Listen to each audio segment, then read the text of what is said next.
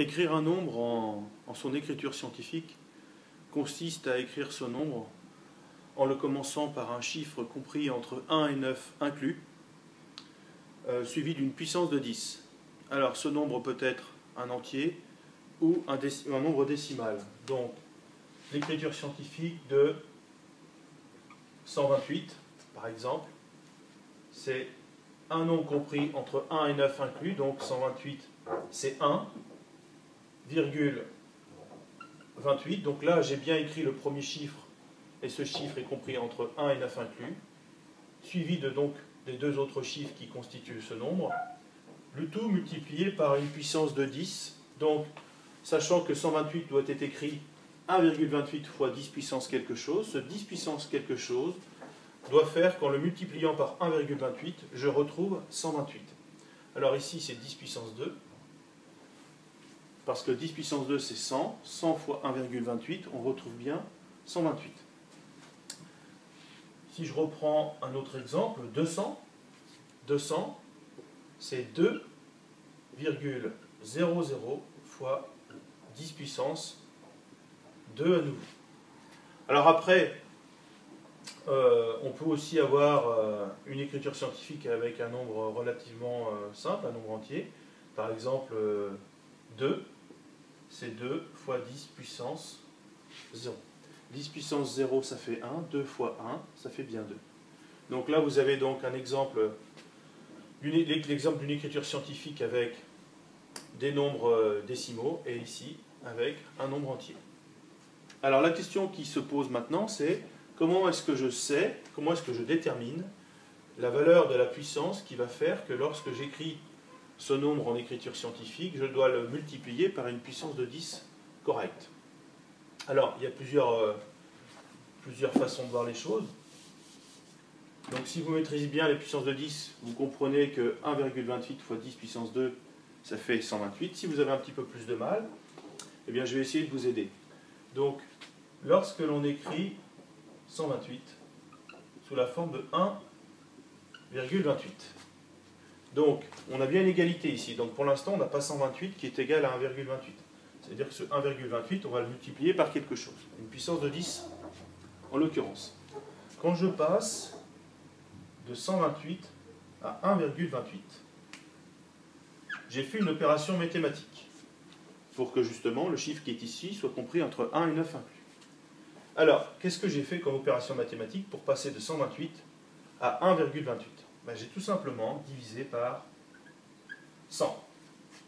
Donc ça veut dire que, pour l'instant, je n'ai pas d'égalité, puisque j'ai divisé 128 par 100 pour obtenir 1,28. Donc, si je veux maintenir l'égalité, il faut que je multiplie ce 1,28 par 100. Donc, il faut que je multiplie par 100. Et ça, c'est le travail sur les puissances de 10 que nous avons fait précédemment.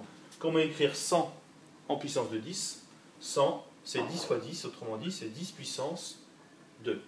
Donc, ce que je perds d'un côté, il faut que je le gagne de l'autre si je veux maintenir l'égalité. Donc, en gros, en résumé, l'opération mathématique que vous allez faire sur le nombre pour le convertir en écriture scientifique, eh bien, cette opération, vous devez la reproduire, mais à l'inverse, sur la puissance de 10, pour maintenir l'égalité. Je vous donne un autre exemple. 0,48.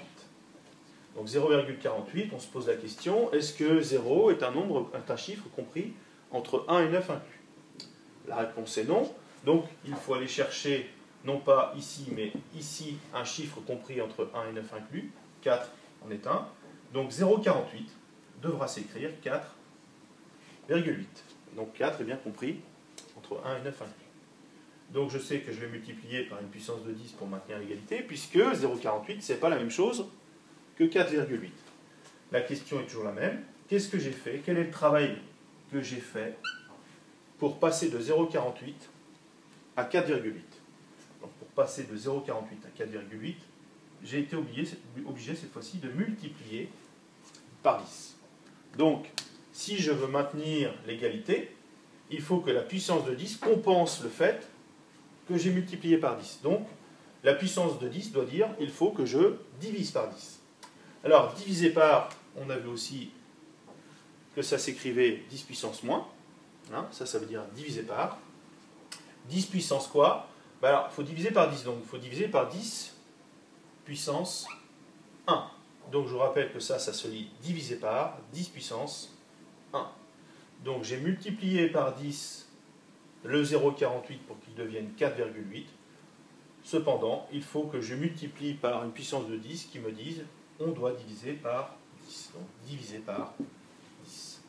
Donc 0,48, ça s'écrit 4,8 fois 10 puissance moins